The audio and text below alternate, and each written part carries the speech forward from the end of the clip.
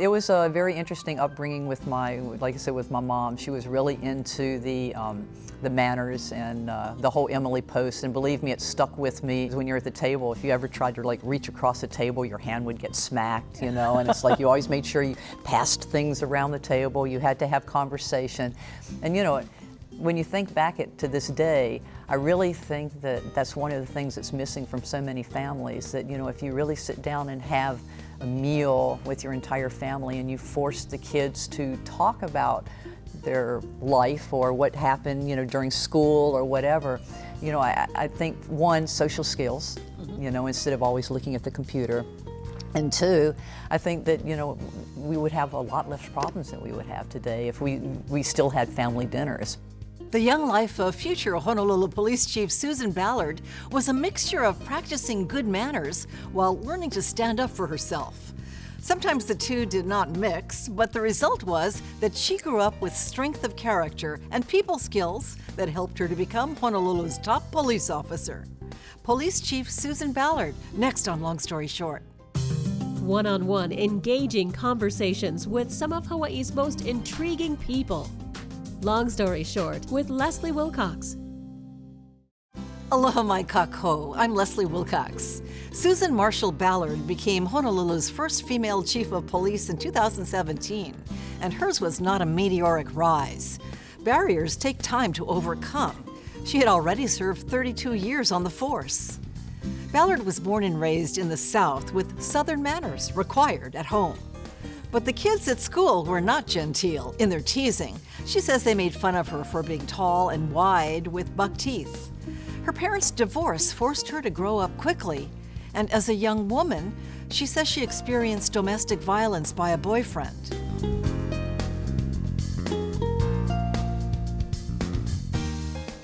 I was born in Norfolk, Virginia, but unfortunately I was only there for about maybe 5 years before we moved away. And we moved to Jacksonville, North Carolina, and that's where I started school. And then from there, I was only there for about a year, and then we moved to Fayetteville, North Carolina. And no, my family was not in the military, but my father was into the manufactured homes, so we always seemed to end up in large military cities. So I went there. Went to finished elementary school and junior high school and high school. In Fayetteville. So your father was he a salesman in mobile homes? Yes, he was, and then he eventually became president of the company and doing the manufactured homes. So I lived in mobile homes. I was the typical Southern type girl. You know, we lived started out in a single wide, and got to play out in the yard barefoot. You know, run around in the South. You know, and then we moved to double wides. And then when I think it was probably about junior high school, we had our first house. Yeah, we bought our first house in Fayetteville. And your mother? My mom was a homemaker up until my mother and father got a divorce, and so she took care of the house and took care of us. And then she went back to work as a secretary at an insurance agency. Speaking of my mom, she used to always tell us when we were growing up that it's not your kuleana. And this was from the South, and so, you know, and we knew that it meant responsibility. And this is like North Carolina, and this is like way back. And so when I came over here and I found out kuleana, and I was like, they said, oh, that's a Hawaiian word. I said, no, it's from the South. And then, because, I mean, my mom, so I have no idea how she ended up getting that. Oh, that's so interesting. Yeah. Because she used to always tell us, don't pay any attention. It's not your kuleana, just let it go. And I'm like, do you have any idea how that came about? I have no idea, because she had passed, you know, and she was not really when I would ask her things like, well, what about this? And yeah, she never really, you know, she was sort of hard to get information out of her. Old school, they don't like to talk, right? Yes, very much so. Would you consider it a middle class, non-dysfunctional childhood? I would, yeah. Growing up, I would say that very much so is what, you know, would describe. It was just like a normal upbringing. You know, did school, did after school types of things, and you know, one of the things when I was growing up is I was quite large. I was fat. I guess obese is more what the medical community was calling. So it was an interesting upbringing because, you know, it's when you're in school, the kids, you know, you found out the kids are actually pretty mean when you're overweight. And my nickname was Ballard. So all the way, even through high school, until I left Fayetteville, even though I had lost weight in high school, I was still called Tubbs. Yeah. So how did you deal with that?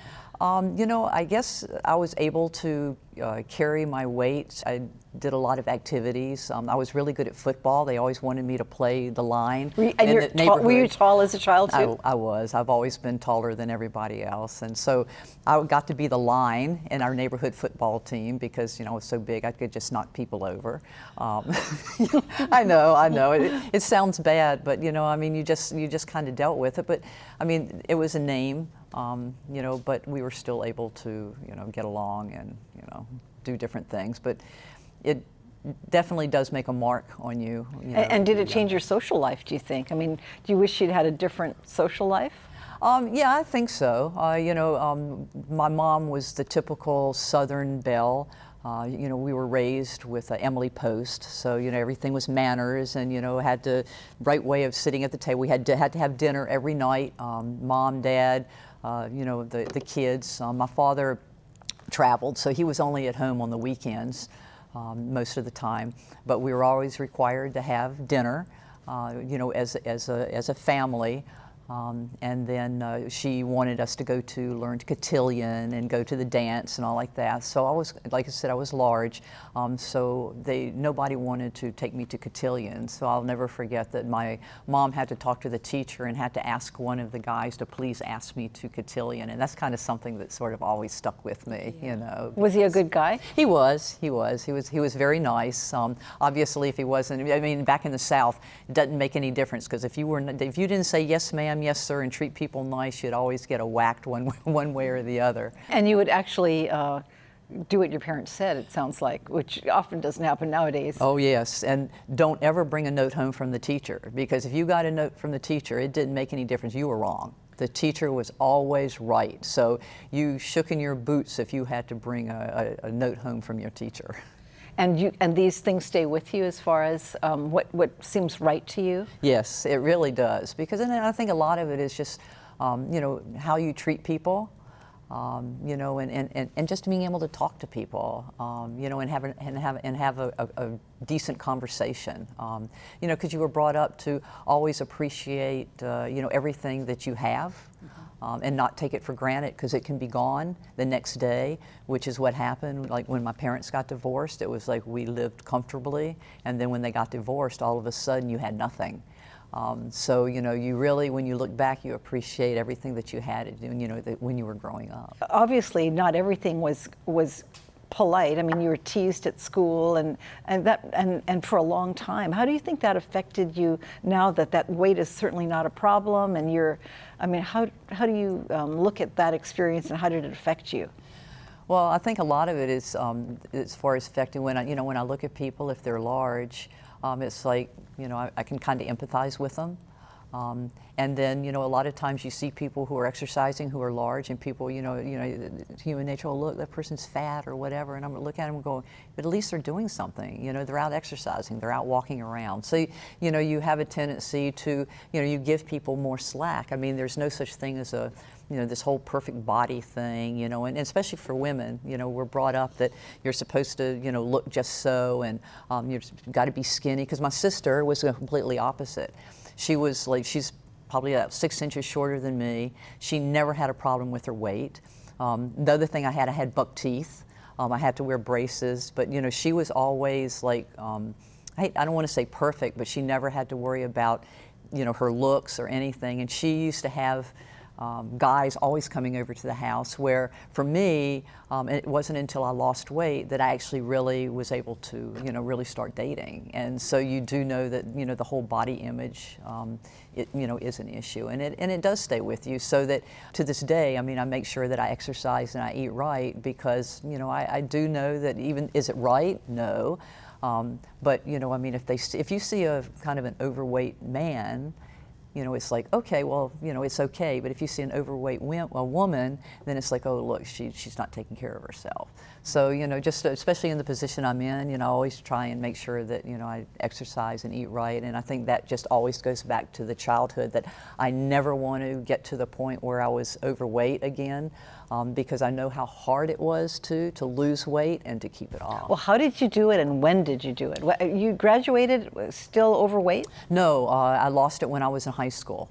So it took me, actually I did it relatively quickly. It was about 4 or 5 months. It was like from the end of I believe it was my sophomore year of high school, towards the end. Was there something that made you do it? I mean, was there some inspiration caused by an event? There really wasn't. I think I just had gotten to the point where I was just tired of being, other than just tired of being made fun of, and it's like, it's time. I needed to lose weight, and so I put my mind to it, and I did.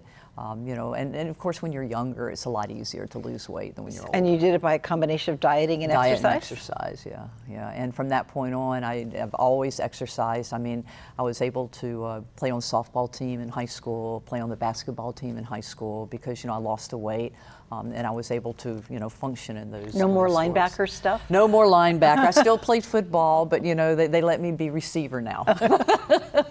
And so then all of a sudden, guys came calling? Well, more, but I'm kind of selective too, so.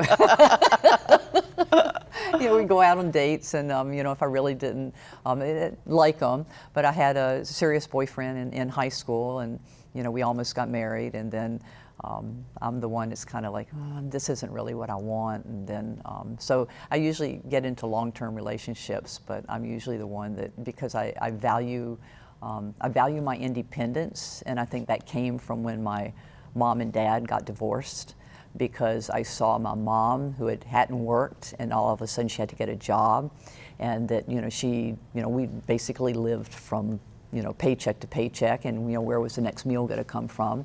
And so I said to myself, I'm never going to be like that. I refuse. So from that point on, I think I started working when I was like 14 years old, and actually at that point I really started saving for retirement, because I said, when I get older, I want to make sure, I said, I can suffer when I'm young, but when I get older, I want to live like a queen. And so, I said, I never want to be dependent on somebody, where that I need them to the point where I can't live my life. And so I think that's really, caused me to take a look at a lot of things. And I think that's why probably I've never gotten married, is because I like my independence, and I don't like to really answer to anybody, when I get home.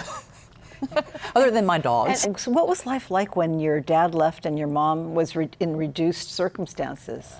It was interesting. It was difficult. One, because they didn't get along. It was a kind of an ugly divorce, and we had to leave our house and move into a 2-bedroom apartment.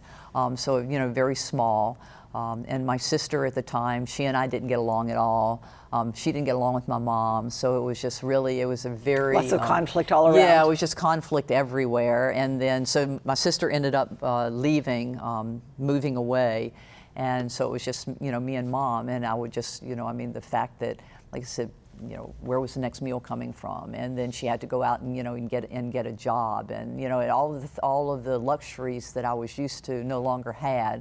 And so that's why I decided, I went out and, got a job, and I figured I'd just, take care of it myself. How old were you when you got the job? The first job I had, I believe I was 14, or close to 15. So this is all old. around the time that you lost the weight as well. Yeah. All of it happened around the same time? Yeah. Really moment, kind of a pivotal period in your life. Yeah, it was. It really was, yeah. And then decided, okay, well, I'll go to college, but there was no money for college either. So I had my grandmother, when she was alive, every Christmas, I'll never forget, my sister and I both, we would get savings bonds from her. We'd get $100 savings bonds from her. And we're like, and your kids, it's like, why are you giving us savings bonds? We want toys, we want material things, right? But it was like she'd give us a savings bond every single year for Christmas and for our birthday. And so it had gone into the bank, and so because of that, I was able to pay for the first year of college.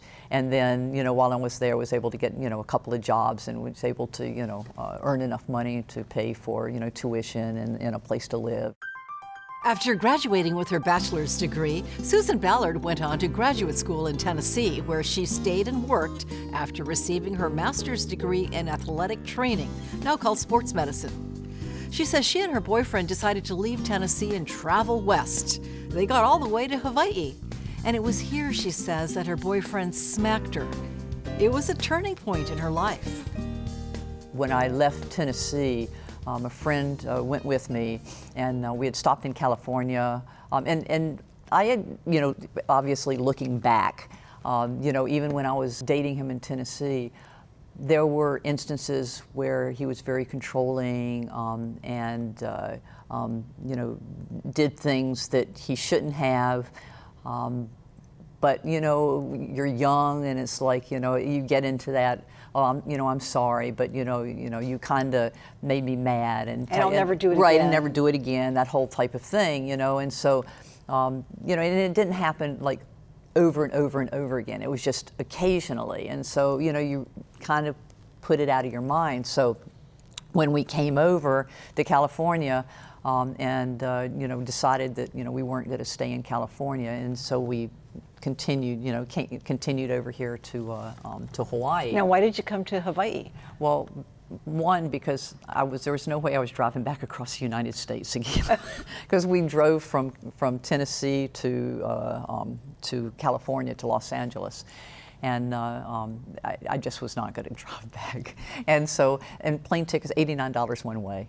So jumped on a plane, came over, and... What were you thinking you would do? Well, I figured if nothing else, I could go to McDonald's and work as a manager at McDonald's, because, it was something that I had been doing, working through, so it was just kind of a stopgap, and, I figured I could get a job, and, and that's what I ended up doing when I first came here. And is that what did he do? What was his plan? He really just kind of lived day to day, and so he got a job at one of the restaurants and stuff here, and then we ended up getting an apartment, and then things just sort of kind of snowballed at that point. I mean, I caught him a couple times with other people. He would come home drunk. He'd kind of force himself on me, and then one time when it got to the point where he hit me one time, I said, "That's it." I said, "You ever hit me again, I'll kill you." And because I knew at that point in time it was either I'm either going to stay here or I'm going to get out. And obviously it was hard because I'm in a place where I really didn't know anybody. And cost of living was high. It was because I guess back then I didn't really notice it that much. I mean, things weren't that expensive, and I guess I was doing okay. And I had money saved, and money really never came into the equation, as long as we were together, because we could split the rent, and whatever that way. But then, when I made that decision that I was going to leave, it was like one of those moments, and you're like, okay, now what? So I thought, you know what? I'm just, if anything else, I'll just get on a plane and I'll just, fly back to North Carolina. But I had met some really nice people from Central YMCA, and they were officers. A lot of them were officers. Funny thing about Central YMCA, you had cops and you had crumbs, So it was a really interesting combination. But the officers, I met this one guy, and I used to play racquetball a lot, and so I kind of told him what was going on, and so he came and he stood by, did what he called a standby, while I packed everything up to move out. And I'm standing there in the hallway, and I'm thinking, okay, so where do I go now? So he called a friend of his who talked to another friend, and then I swear it was no more than maybe an hour later, and he says, okay, come with me, I've got a place for you to stay. And so this lady, her name's Marcia, and she actually lives in Seattle now, but she had a studio apartment now in Makiki. She actually allowed me to come to her studio and live on her floor. not even knowing me from Adam. I mean, I could have been a serial killer for all she knew. But this lady, a nice Japanese lady, she let me come, she let me sleep on her floor for 4 months I was there, until another studio came open in the same building. It was a little walk up in Makiki. And she really, I mean, she taught me so much. She taught me about taking your shoes off, going in, the guys at the Central Y took me to the Korean bar for the first time, which was really an experience. I mean, she was an awesome cook too. So I mean, I local got foods. all the local foods. I mean, it was if it wasn't for the folks at the Y and then for Marcia, I'm sure that there's no way I would have stayed over here. And what happened to the boyfriend? I don't know. I saw him one time in town. But I don't know if he went back to the mainland or if he's even still over here. But that was so you had to make a decision that enough is enough. Enough is enough. And I said, at that point I said, nobody's going to ever touch me again. You hit me and literally you'll be dead, because I will not, there's no way that I would allow that to ever happen.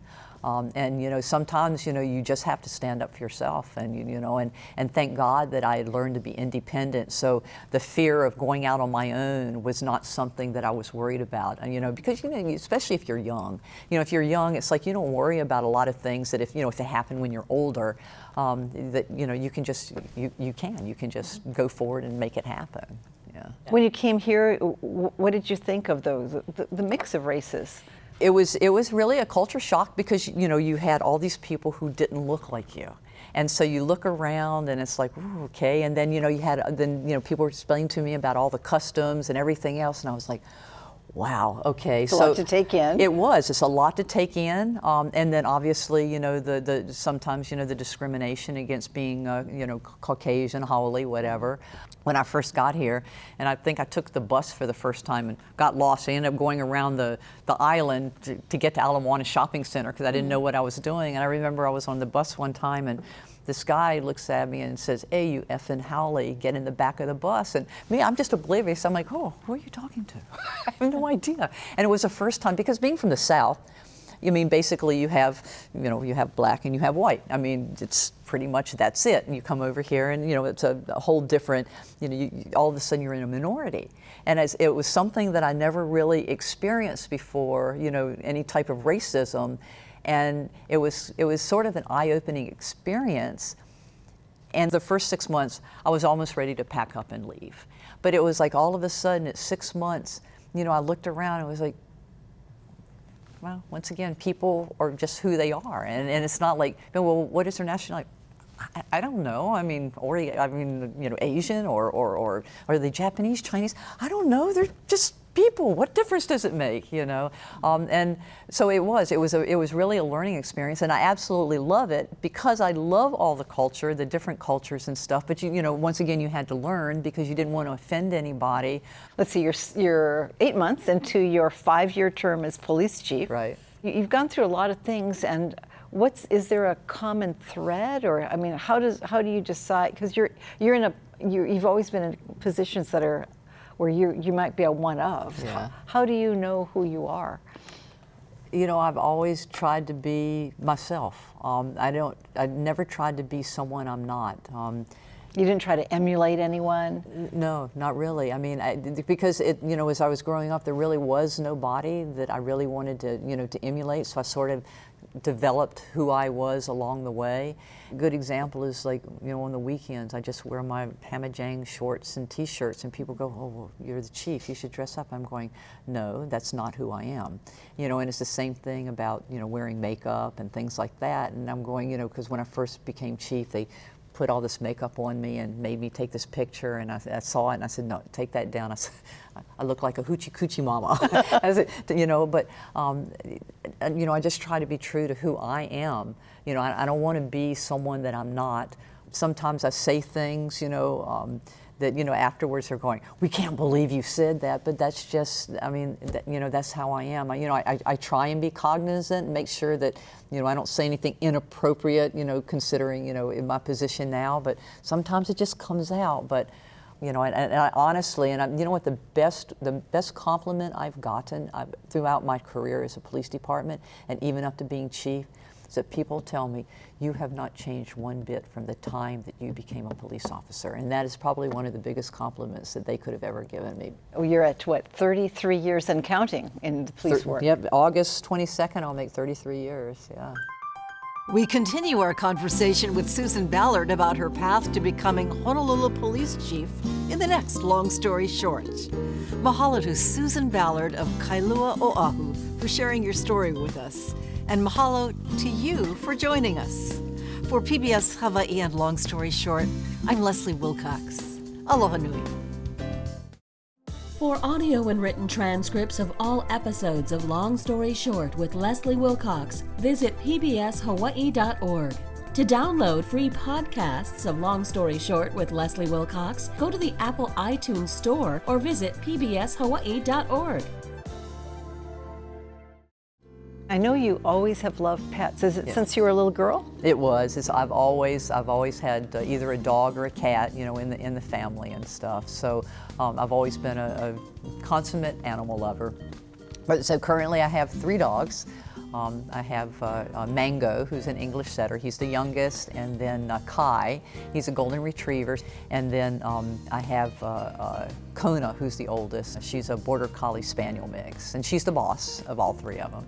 And then, of course, can't forget Koa Kitty, who's my cat who has no eyes. He was born without any eyes. And how did you come to be his owner? His mom. Yes, his cat mom.